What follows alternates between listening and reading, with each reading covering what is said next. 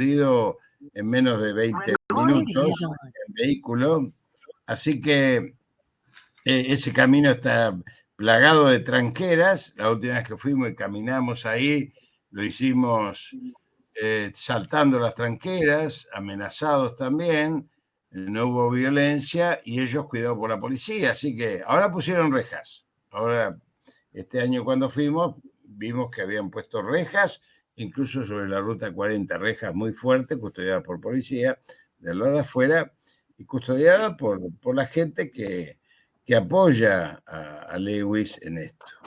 Yo quiero decirles que antes de contarles lo que pasó, y que lo voy a hacer muy rápido, quiero decirles que lo de Lewis es la punta del iceberg de un proceso mucho más complejo, mucho más difícil, y que tiene que ver con un diseño estratégico, no solo sobre la Patagonia Austral, sino sobre el Atlántico Sur. Lewis tiene 2 estancias, no es el mayor propietario de tierras.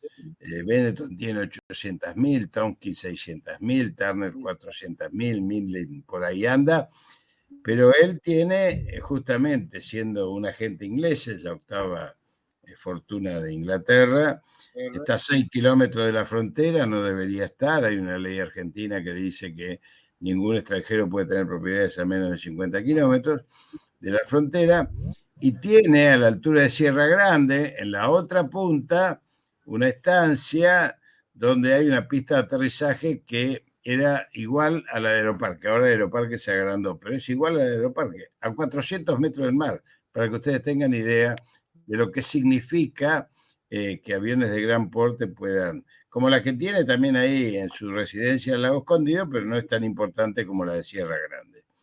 ¿Por qué digo que es la punta del iceberg? Porque el diseño estratégico de la OTAN en este momento, desde el siglo XIX, pero en este momento apuntalada por Estados Unidos y la OTAN, en aquel momento era del Foreign Office solamente, está encadenada con la isla Diego García, con Santa Elena, con Ascensión, que se la dieron a los norteamericanos, y tiene una proyección sobre la plataforma continental argentina, que están depredando, sobre la Antártida, que ahora se encadena con el tema AUKUS de la alianza Estados Unidos, Gran Bretaña, Australia, porque además de darle 8 submarinos nucleares a Australia para controlar supuestamente el mar de la China, también hay un despliegue de Australia de más de 20 bases en la Antártida en función de ese acuerdo con Estados Unidos. La Antártida tiene 2 cuestiones vitales para el mundo en los próximos 30, 40 años, que es el agua dulce por arriba y es el único continente no explotado en todos sus recursos naturales por abajo. Es decir, es una plataforma continental no explotada. Por lo tanto, esto se complementa finalmente con la preservación, tanto militar como comercial, de los pasos bioceánicos, Magallanes, Bigles y Cabo de Hornos, donde pasa comercialmente toda la mercadería que no puede ser declarada ni en Suez ni en Panamá, porque en Suez y en Panamá están los escáneres que detectan toda la mercadería que hay en los containers, mientras que en Cabo de Hornos y en Bigle y en Magallanes pasa lo que quieren, digamos, como salvo el faro del fin del mundo, nadie los ve. Y por otro lado, desde el punto de vista militar, porque los dos canales, tanto Suez como Panamá, se abortan rápidamente en caso de guerra, con un solo bloqueo de un buque, porque las esclusas dejan de funcionar.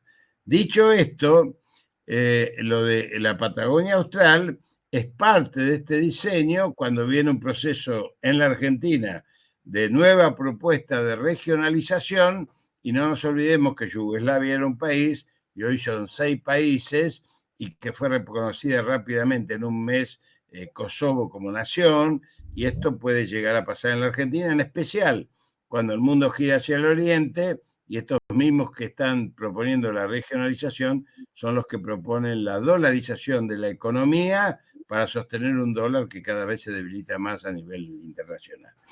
Dicho todo esto, ahora paso a contarles que nosotros fuimos por el paso de servidumbre, el que dicen ellos, el que dice Lewis, el que dice Macri, que se supone que uno puede ir a pasear con sus hijitos. Bueno, ese camino lleva 3 días y medio, es un camino de 48 kilómetros de montaña, solamente pueden ser caminados por gente muy experta. Tiene 3 paradas para que ustedes tienen el Cajón Azul, la Horqueta, los Lagunitas y el Lago Soberano, que está a 6 kilómetros del Lago Escondido, que es donde hicimos el campamento. Y esto, bueno, nos llevó 3 días y medio, 4, llegar hasta ahí, acampar y pasar entonces con las kayak inflables al otro lado para poder instalar el campamento en la otra orilla del lago y de ahí avanzar hacia el lago Escondido. Este es el camino de servidumbre, no es el camino que inventamos nosotros, está marcadito, los arbolitos, pero claro, es un camino desde el punto de vista del esfuerzo físico imposible, digamos, imposible.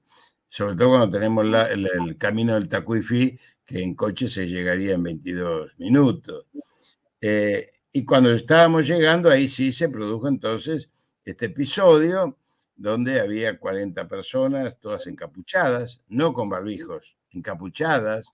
La mitad estaban a caballo, gritándonos, fuera de acá extranjeros. Era maravilloso, era casi Macondo, casi García Márquez. Es una situación que nos agarró en medio del lago. En 5 kayak que íbamos, pero el problema es que además íbamos muy cargados porque estábamos trasladando nuestras cosas personales, nuestras mochilas y el campamento, parte del campamento, los 10 primeros que íbamos a cruzar de los 22 que éramos. Así que imagínense que fue una situación muy tensa, de que duró 4 horas, hasta que llegó la policía de montaña, pudimos avisar por teléfono satelital lo que estaba pasando, nos mostraban las armas. Nos pincharon el bote mío, así que tuve que estar esas horas dándole bomba al bote con mi compañero mientras sacábamos agua de adentro. Es decir, todas estas cosas que fueron realmente violentas. Tanto el Vikingo, que era es el jefe de esa columna, como yo nos queríamos bajar, pero después nos dimos cuenta que nos estaban filmando y si nos bajábamos después podían editar como una agresión nuestra, pero todavía no era territorio de Lewis. Esto es lo más maravilloso. Antes, esto es territorio provincial donde nos frenaron. No llegamos al territorio de Lewis. Como la otra vez que sí llegamos y nos hundieron las canoas, sobre todo al Vikingo, al jefe de nuestra columna, un muchacho de Suteba, un gran andinista, que lo atropellaron con la lancha para que no llegue a la isla que nosotros denominamos de los Patriotas, en donde incluso uno de los botes que llegó la otra vez puso una bandera argentina ahí porque la isla no le pertenece. Así que estuvimos esas 4 horas ahí, la policía de montaña cuando llegó sin armas, dijo, bueno, lo único que queremos es evitar el conflicto, que no haya lío. Esto es una cosa maravillosa. Había 40 tipos encapuchados armados y no querían evitar lío. Pero claro, eran 2 tipos, así que 2 policías, imagínate esto era una situación insólita. Y bueno, terminó, digamos, ahí volviendo nosotros al campamento. Yo tuve una pequeña descompensación de 14 horas por el sol, por la deshidratación, por los nervios, porque soy una persona mayor, pero porque soy hipertenso también, pero digamos, bien cuidado, bien entrenado también, ¿no? Voy al gimnasio todos los días, así que no tenía, pero me acosté y después de 14 horas empecé a recuperarme hasta que me rescataron, me llevaron al hospital y ahí comprobaron que tenía una hipopotasemia importante, una deshidratación, estuve internado, pero un par de horas y ya me recuperé, por suerte. Así que esto fue lo que pasó. Nosotros no sabíamos lo que pasaba afuera y después nos enteramos que había una gran agitación afuera con este tema, porque nosotros incluso podíamos hablar por teléfono satelital solamente 2 veces por día en horario fijo, porque no teníamos batería para cargar esos teléfonos, porque los tuvimos que alquilar en el exterior, porque los teléfonos satelitales que llevamos la marcha anterior fueron interceptados por Lewis. Digo para que ustedes vean el grado de inteligencia militar que hay ahí, digamos, ¿no? Y como final una anécdota muy linda porque la verdad es que fue muy... Cuando salgo del hospital y vamos, los compañeros habían venido del Bolsón a buscarme, y la verdad que yo me sentía acunado por todos los compañeros jóvenes, la verdad que una maravilla para mi edad poder estar haciendo eso. Fuimos a comer a un restaurante muy fino de Bariloche, muy gorila además, muy gorila el restaurante, pero que es de un compañero nuestro que hace plata con los gorilas. Es lo mejor que le puede pasar a los compañeros, hacer plata con los gorilas. Y nos reservó arriba, así que fuimos a comer. Para mí, claro, para mí un bife de chorizo a esa altura era un vaso de agua en el desierto, era un manjar después de tantos días de guisos y de polenta y de arroz, digamos, ¿no? Tantos días que llevamos, 6, 7 días, entre una cosa y la otra.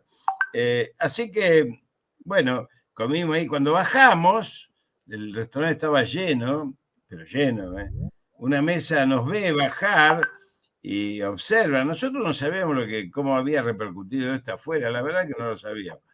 Y la gente, gorila, la gente empieza a aplaudir. Se pararon y empezaron a aplaudir. Les llamó mucho la atención a todos porque estábamos en el eje gorila de Bariloche, antes de volver al Bolsón. O sea que tenemos que pensar, y con esto termino esta primera pregunta, que hay un sentimiento patriótico que tenemos que recuperar.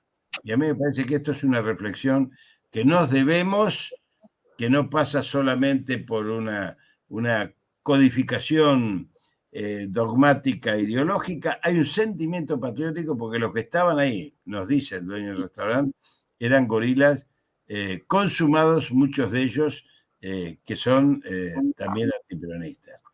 Así que se acaba de acabar la pantalla, no sé si me siguen escuchando. Decime vos, Leo, ¿me siguen escuchando? Porque yo te escucho, sí.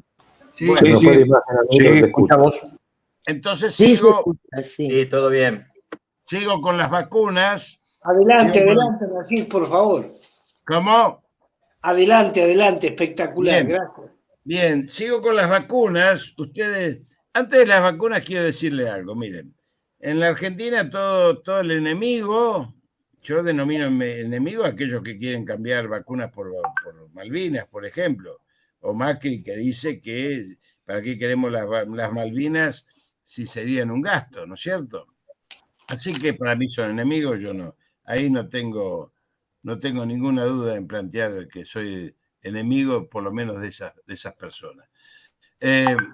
Son como los que se subieron a los buques ingleses y franceses en la vuelta obligada.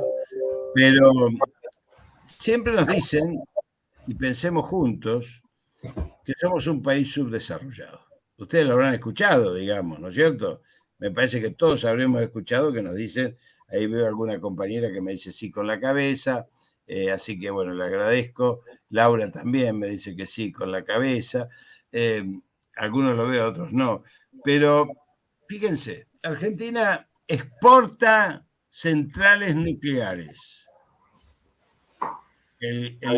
La central que hemos inventado, la CAREM, que es una central muy dúctil, de muy buena performance para ciudades medianas y chicas, realmente es un reactor maravilloso.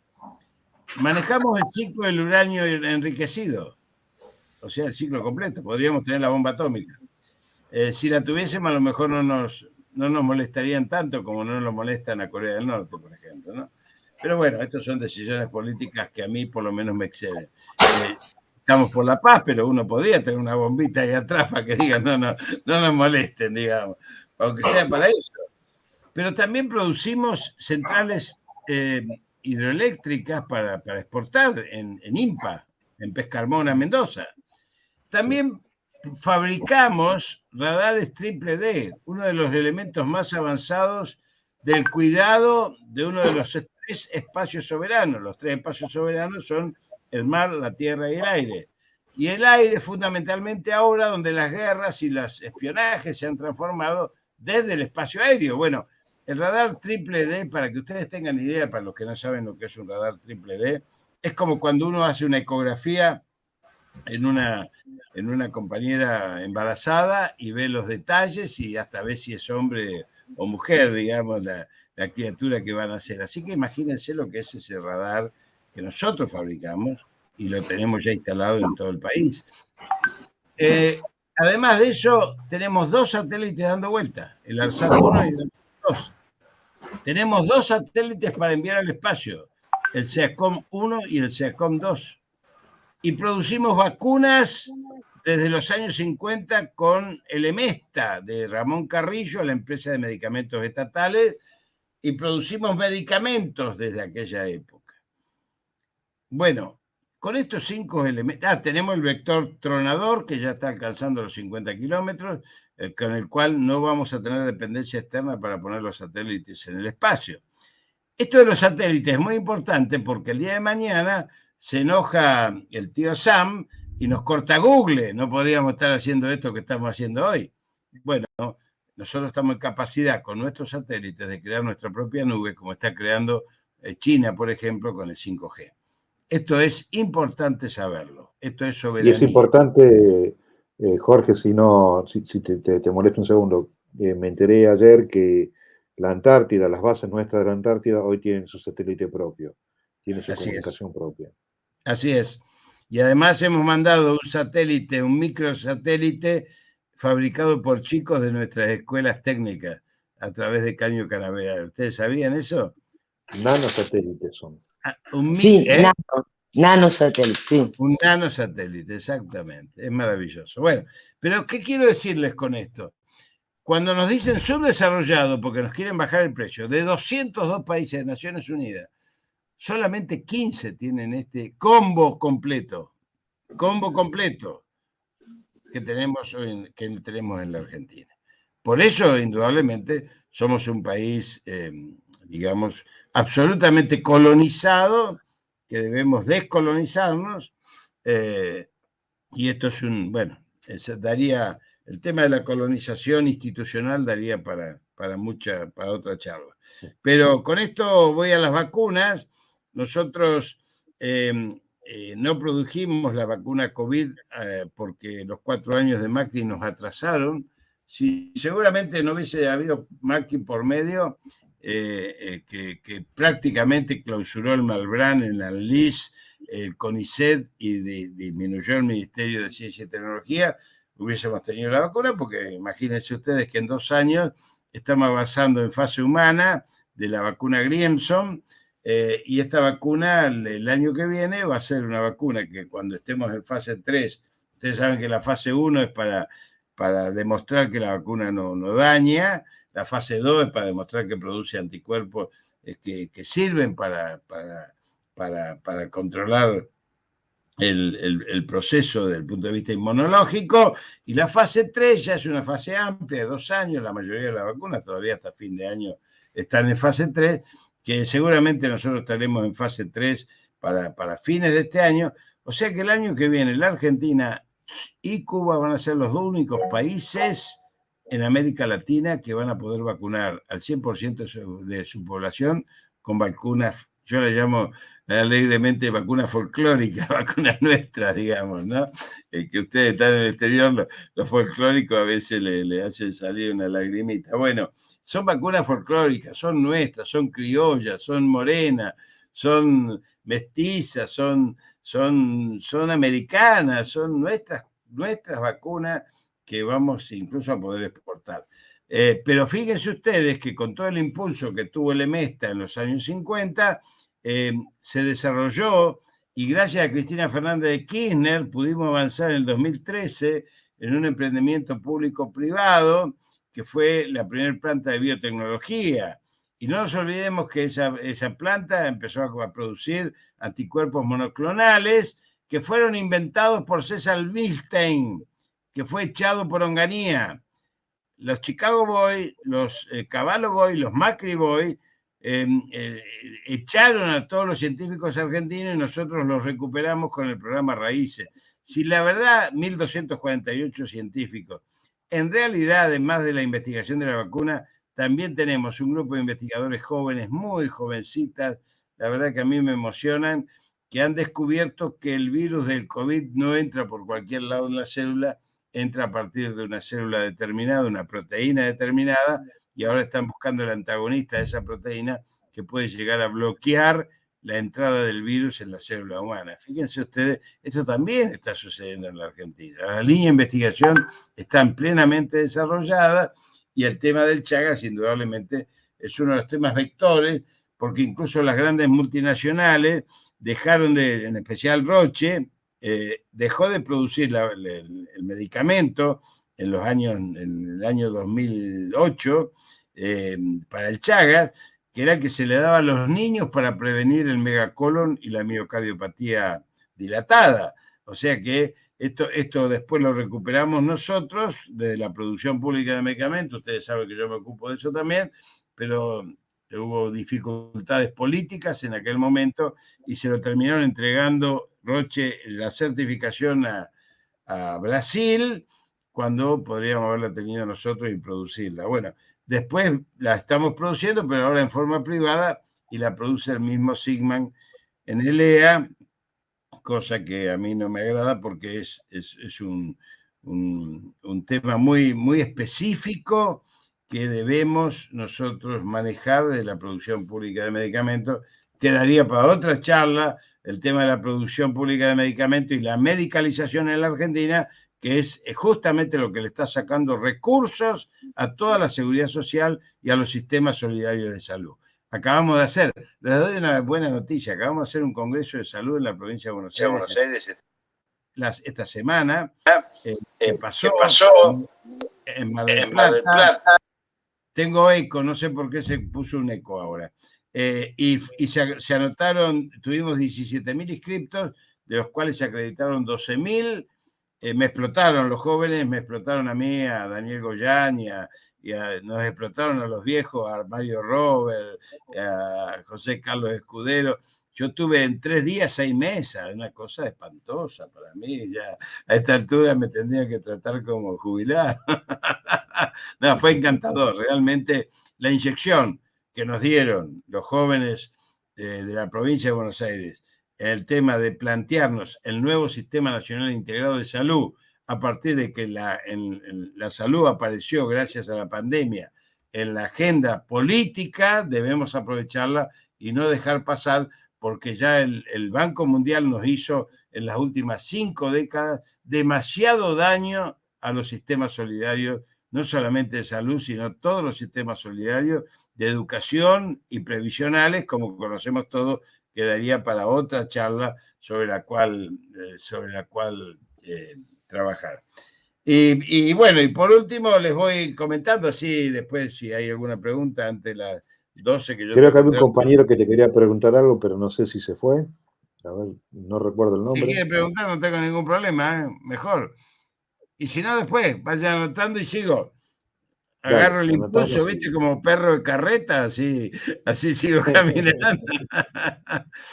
El tema de la situación nacional es un tema que viene de la situación internacional, como siempre nos enseñó. Bueno, yo construyo mi pensamiento desde el Perón filosófico y que nos enseñó que la política es la política internacional, el resto es cabotaje pueblerino, nos decía él. Y tiene toda la razón, digamos, porque nosotros tenemos que ubicarnos en un mundo de cambio. Sabíamos que el mundo estaba en una situación terminal, la humanidad, pero la pandemia la puso en evidencia. La pandemia puso en evidencia la crisis civilizatoria y moral que tiene el mundo. Y yo les voy a decir algo espantoso, que creo que se los dije la otra vez. En el mundo siguen muriendo 24.000 personas por día de hambre. Y esto por la acumulación de la riqueza. 8.000 de los cuales son niños. 10 años llevamos de esta situación.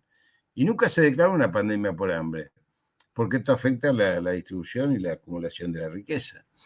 Entonces, estamos en una situación donde el mundo, y acá viene otra cosa para reflexionar, el mundo está girando hacia el oriente. Tal cual lo expresa, no sé si ustedes lo siguen, yo lo sigo mucho, discuto con él a veces, cuando viene a Argentina, Enrique Dussel, que está en México, ¿no es cierto? Enrique Dussel, que es nuestro filósofo de la liberación. Acá tenemos el grupo de filosofía de la liberación con Asofil, que conduce Mario Casalla, y una de las compañeras jóvenes de Asofil, ustedes dirán que tiene que ver esto con la situación nacional, ahora les explico por qué se lo digo. Emilce Cuda acaba de ser nombrada por Francisco como la responsable filosófica de una de las herramientas más importantes del Vaticano. Fíjense ustedes, y esto no lo sabe nadie.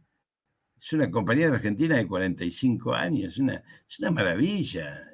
Ahí veo alguna compañera que tiene una gran biblioteca y a lo mejor ni siquiera por ahí la conoce, porque yo la conozco porque milito, cada 15 días tenemos una reunión de Asofil, pero si no, no la conoce nadie en la Argentina.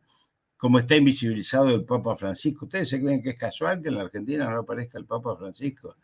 Si yo no soy religioso, de ya les aclaro, pero el Papa Francisco es una referencia hoy moral que viene atacando e incluso viene diciendo hace ya más de 8 años que se está desarrollando en el mundo una guerra mundial en cuotas. Alguno lo habrá escuchado, esto lo está diciendo. Sí, claro. Y está diciendo que la crisis del capitalismo está dando una guerra mundial en cuotas en terceros países, y esto es el giro hacia el oriente del mundo, que tiene connotaciones filosóficas, políticas y geopolíticas fundamentalmente, porque se está acabando el discurso atlántico del relato único eurocentrista.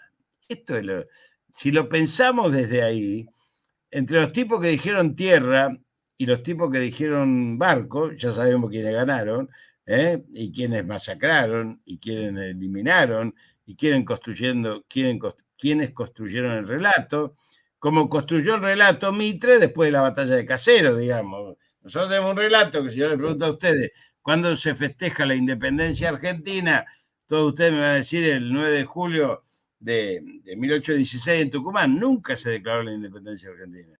Se declaró la independencia de las Provincias Unidas de Sudamérica, o sea, de la patria grande.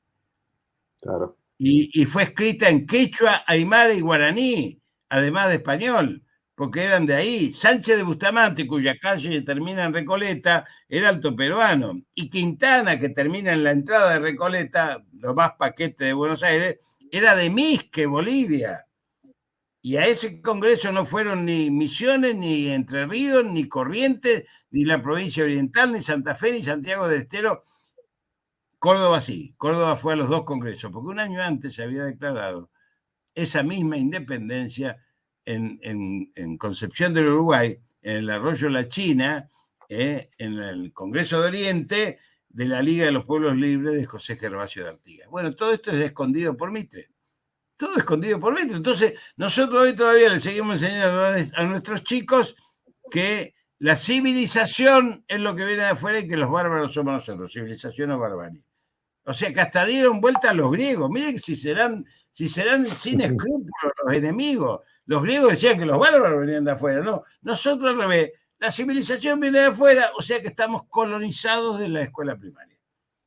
Esto es un tema que nosotros tenemos que profundizar, porque nuestra construcción de pensamiento es una construcción diferente, y les recomiendo a los que quieran profundizar esto, no que lo lean porque es muy difícil de leer, digamos, yo no pude leerlo de ya, Rodolfo Kusch, el estar situado de nuestro filósofo enterrado Rodolfo Kusch, digo, no lo puedo leer porque hay que leerlo con un libro de epistemología al lado, entonces es imposible de leer. Yo me compré un par de calzoncillos de lata para poder leerlo y no pude, es imposible. Un chiste para que nos riamos, pero sí puedo leer todo lo que él planteaba, el estar situado frente al ser alguien de Hegel. El ser alguien es el correr detrás de los objetos. El estar situado es aquello que conforma las subjetividades en los primeros 8 años de vida, que es la transmisión oral, familiar y social de los individuos, que compone, digamos, la relación entre el hombre y los seres humanos, perdón, las mujeres, los seres humanos y la naturaleza. Esto es lo que, esta confrontación filosófica, que es ideológica, es lo que nos hace mirar el mundo de manera diferente. Y en ese sentido, el peronismo no lo inventó, Perón no inventó el peronismo. El peronismo venía de antes. Yo digo, Artigas fue el primer peronista, porque quería la reforma agraria, quería el traslado de la capital, quería la multiplicación de los puertos, quería la libertad de los esclavos, y tenía dos frases maravillosas. Los más infelices serán los más beneficiados. Y cuando abrió el Congreso dijo: mi poder emana de ustedes y cesa ante vuestra presencia. Entonces vamos a la situación política actual. Nosotros hemos recuperado un gobierno nacional y popular, y por primera vez en la historia del peronismo no somos hegemónicos en la construcción del movimiento nacional. O sea, conducimos pero no conducimos. Tenemos el mayor aporte, pero no tomamos solos las decisiones. O sea, que la cadena de decisión del Frente de Todos se ha hecho larga, muy larga, pero dimos batallas importantes, muy importantes. La batalla pandémica fue contra todos los enemigos. Nunca pudimos instalar el tema de guerra pandémica que nos hubiese llevado a discutir todos los aspectos económicos y sociales e internacionales desde otro lugar, porque cuando uno está en guerra, lo que está en juego prioritariamente es la vida y la muerte, nada más. Como decía Adrián Paenza tenía una frase maravillosa: cuando sonaban las sirenas en Londres, los ricos, los pobres, los indigentes, los comerciantes, los aristócratas, todos corrían a las cloacas sucias llenas de ratas para salvar sus vidas. Eso es una guerra. Y esta guerra nos llevó 130.000 compatriotas. En especial 42.000 de ellos que podríamos haber evitado si no fuese por una Corte Suprema canalla y criminal, que es la mejor expresión de la colonización institucional de nuestro país, que impidió el DNU de cuidado de vida en la tercera ola de la pandemia. Y fíjense cómo se mezcla todo. La misma Corte que amparó al juez de Reconquista para que 1.400 productores no pudiesen recuperar el dinero de Vicentín y el Estado no pudiese recuperar 500 millones. La misma Corte que impidió que los argentinos tuviésemos Internet como servicio público, porque denegó también esa ley. La misma Corte que le impidió al Senado volver 2 jueces a sus lugares naturales, ni siquiera echarlos. La misma Corte que se alió a un enemigo internacional a través del lawfare, que fue la expresión de la avanzada justamente de esta guerra híbrida sobre América Latina de Estados Unidos. Entonces, esta es la Corte Suprema Criminal. 4 tipos que no iban a trabajar por miedo al virus mandaron al espacio público 16 millones de argentinos. Y eso provocó 42.000 muertes en 3 meses, cuando habíamos tenido 56.000 muertes en un año. Esto sucedió en la Argentina. Entonces, cuando uno habla del gobierno, un gobierno que puede tener 1.000 fallas, como la tenemos todos, pero que es el Frente de Todos, yo siempre digo: miren, en el Frente de Todos no nos sobra nadie. No nos sobra nadie. Es más, tenemos que ampliarlo. Y cuando digo esto, todo el mundo se le paran los pelos de la nuca por lo que voy a decir ahora. Tenemos que ampliarlo por derecha y por izquierda. Y cuando digo por derecha, la mayoría, obviamente. Imagina, me quieren pegar, ya sacan el facón, le digo: pare, compañero, pare, déjeme explicarle. Digo yo, si tenemos a Massa adentro, ¿por qué no tenemos a Lavagna adentro? Que es menos peligroso y disputa menos poder, digamos. Dejémoslo de bromar, tengamos política. ¿Por qué no tenemos los socialismos adentro que andan boyando por el país, haciendo alianza para sacar un concejal en Calamuchita? Entonces, tenemos que tener política. Entonces, primero, no nos sobra nadie. Segundo, tenemos que ampliarlo. Tercero, tenemos que institucionalizarlo, pero institucionalizarlo con los nuevos actores y los viejos actores. Y acá está el movimiento obrero organizado y los movimientos sociales. Tienen que estar. Se acaba de inscribir la inscripción gremial. El gringo Castro acaba de inscribir de los monotributistas 1.200.000 afiliados directos con obra social que se van a incorporar a la CGT. O sea, tiene que estar la CTA, tiene que estar la CGT, tiene que estar todos. Porque en realidad, les voy a decir algo que creo que publiqué hoy en Twitter: el peor de los nuestros es 1000 veces mejor que el mejor de lo de ellos. Eso no les quepa la menor duda.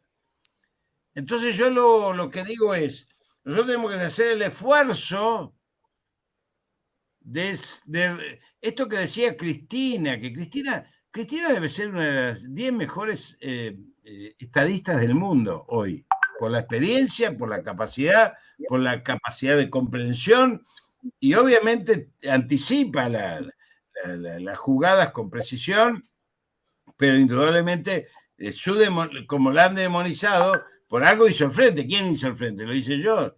¿Lo hizo Alberto Fernández? No, lo hizo Cristina. ¿Cómo conducimos? Conducimos todos, pero tenemos que estar todos juntos y no denigrarnos entre nosotros, porque esa es una desviación neoliberal. Cuando nosotros empezamos a hacer nombres propios, es una desviación neoliberal. Nosotros tenemos que discutir de políticas. Y puede ser, porque acá, por ejemplo, vamos a poner un ejemplo. Y perdonen que yo se me calienta la lengua, pero no sé cómo voy a hacer ahora. Alumno de la universidad otra vez que tengo que justamente interrumpir, se nos fue ya una hora, por eso. Voy a tener que tomar agua en el medio. Pero, miren, nosotros tenemos que ser capaces de saber que esto que incluso lo dijo Cristina, esto que nosotros enseñamos yo en Ciencias Sociales en la Universidad de Loma durante 25 años, esto que se llama alteridad, el reconocimiento del otro, de la otra cultura, de la otra mirada, de la otra opinión. Entonces, lo primero que me parece es que no tenemos que hacer nombres propios, nosotros tenemos que discutir de política. Un ejemplo paradigmático de esto es el tema del fondo monetario, que no lo pusimos nosotros el fondo. Es una piedra en el zapato, el fondo no es un problema, desde mi punto de vista, sí, es una opinión personal, no es un problema económico, es un problema de soberanía política. Es aquello que impide y ata las manos para poder tomar decisiones autonómicas. Pero Cristina también nos dijo que la patria es el otro. Perfecto. Si la patria es el otro, el primer otro es nuestro compañero, aunque no opine como nosotros. Y esto tenemos que entenderlo.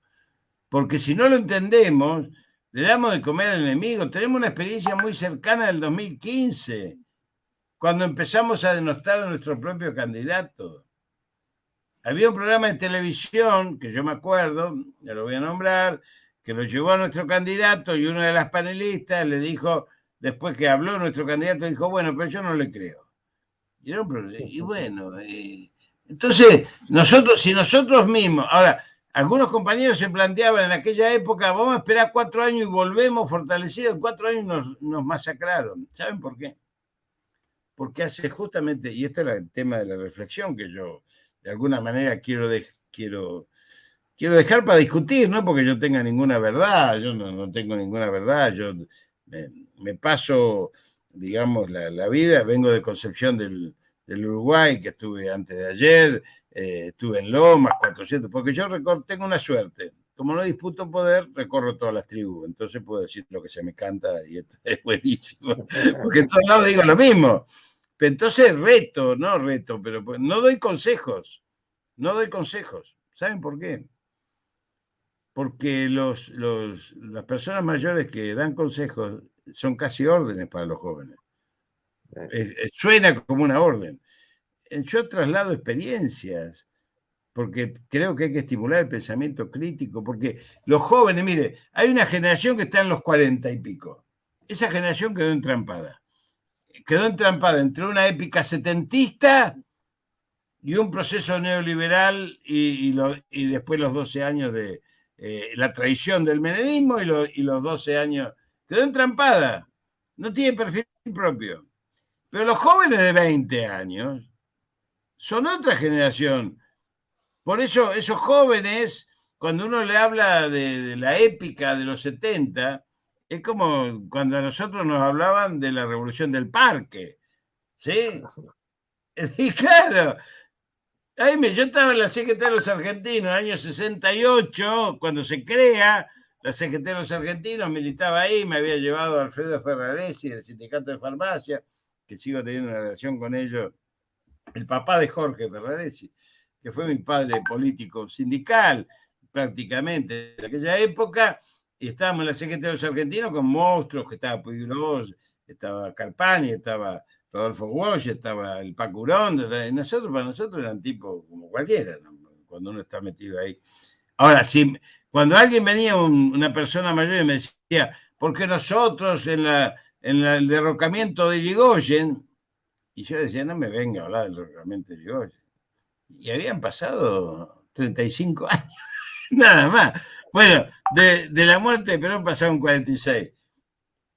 Entonces tenemos que tener nosotros noción de esto del estar situado, porque el estar situado también es eso.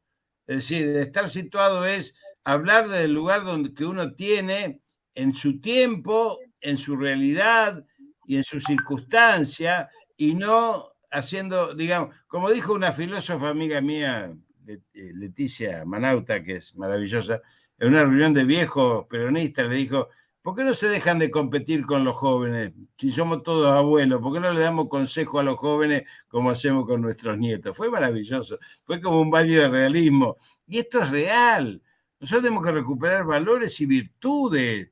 Tenemos que llenar las mochilas de esperanzas y utopías. Nosotros no podemos ser disputadores de poder con las nuevas generaciones. Nosotros, y con esto voy terminando, me siento muy orgulloso, pero muy orgulloso hoy. Yo tengo 5 hijos y 10 nietos, pero me siento muy orgulloso no solamente de eso, sino de que nuestros compañeros jóvenes que conocimos en la universidad, que pudimos ayudar a formarlos tanto médica como políticamente, hoy estén conduciendo la provincia de Buenos Aires del Ministerio de Salud. Entonces, ¿cómo no voy a sentir emoción yo con eso? ¿Cómo no voy a estar re feliz? Porque tenemos esa continuidad histórica que es la memoria compartida del pueblo argentino, que a veces tiene momentos de repliegue, pero si yo, ahora sí termino, si yo en el año 2001 a cualquiera de ustedes le decía, mire, 2001, 23 cuasi monedas había en el país, estábamos en plena ebullición, al borde de la disgregación, y yo le decía, mire, quédense tranquilo que dentro de 8 años vamos a refundar la patria grande, ustedes me decían, Turco, cambiar el Tetrabric o cambiar la merca, porque algo te está haciendo mal.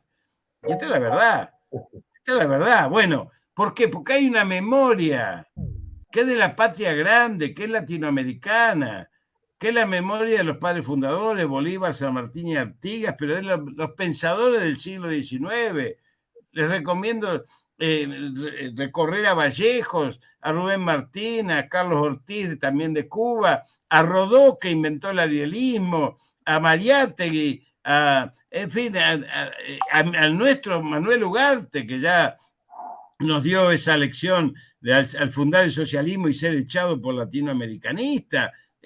Recorramos, hay mucha historia nuestra que ha sido ocultada, enterrada y realmente pisoteada por el enemigo. Leamos a Estrada, leamos a José Hernández en sus escritos políticos, leamos aquello que tiene que ver con nuestra historia más fuerte, de los Fermín Chávez, de los filósofos de Larriega, los que inventaron. Fermín Chávez tiene una frase maravillosa que es la epistemología de la periferia. ¿Periféricos de qué somos nosotros? De nadie. ¿Quién dijo que somos periféricos? Entonces la epistemología de la periferia es un trabajo de Fermín Chávez maravilloso. Fermín Chávez fue cura, era muy católico, un filósofo maravilloso, y realmente nos dejan esas perlas como Kusch, y los filósofos que tenemos actuales o los que se nos fueron hace poco, como Porati, como Sirigliano, tipos que nos dejaron una huella, como Sampay, como Carrillo mismo, cuyo último libro es un libro de filosofía, que no lo pudo terminar, se murió a los 50 años, exiliado y embargado. Tenía un departamento y un sedán Graciela, y murió en Belén do Pará atendiendo niños pobres ahí. Nuestro ejemplo de vida y de militancia. Bueno, no sé si lo he aburrido, embrómense por invitarme, así que...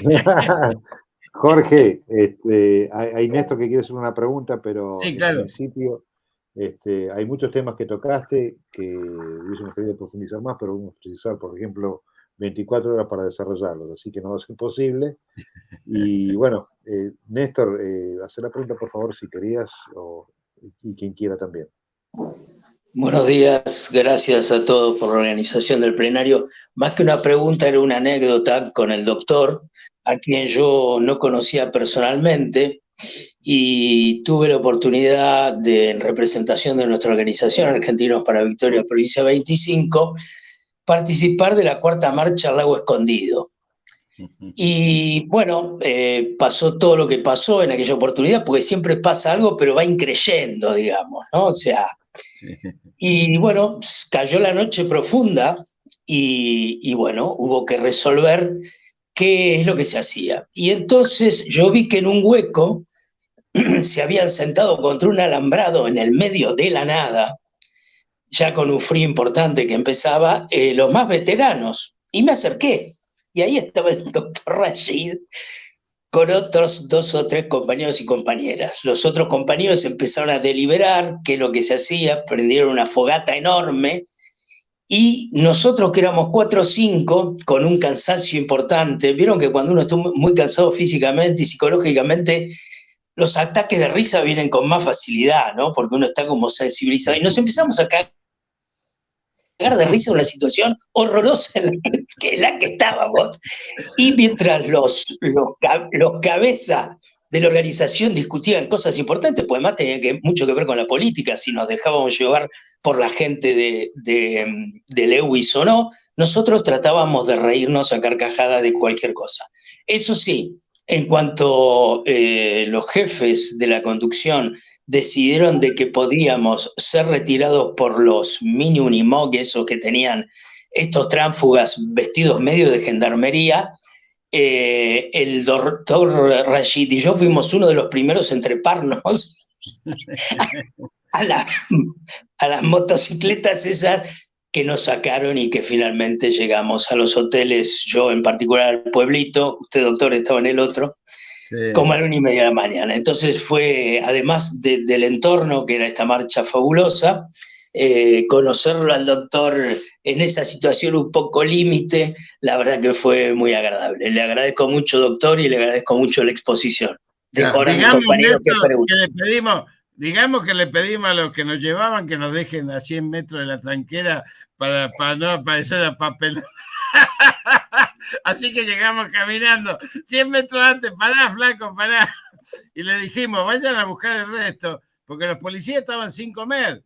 ¿Te acordás que le dijimos? Están sin comer ustedes, desde las 6 de la mañana, le dimos de comer nosotros. Vayan a buscar el resto y en 20 minutos se van a su casa. Tiene razón, doctor, y empezaron a ir y volver, y en 1 hora sacaron a todos. Así que bueno, muy bueno, Néstor, muchas gracias por hacerme. Nos íbamos a quedar ahí a dormir, yo ya me había agarrado un perro que nos acompañaba para que me dé calor, me lo había atado a la cintura prácticamente, sí, maravilloso, maravilloso.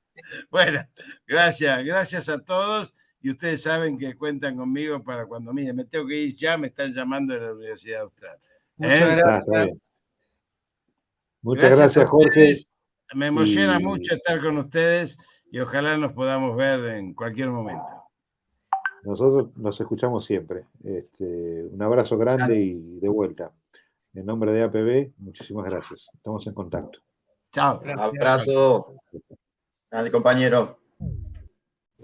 Nico, todos, disculpa, creo que tenías la mano levantada y creo que Jorgelino también. No, era un poco agradecerle. Dirigentes y pensadores como él, digamos, que no solo hablan, sino que ponen el cuerpo, son los que necesitamos, ¿no? Y uno cuando los escucha en un entorno así casi familiar como este, nada, sale mucho más vivo y con muchas más ganas de salir a pelear a eso.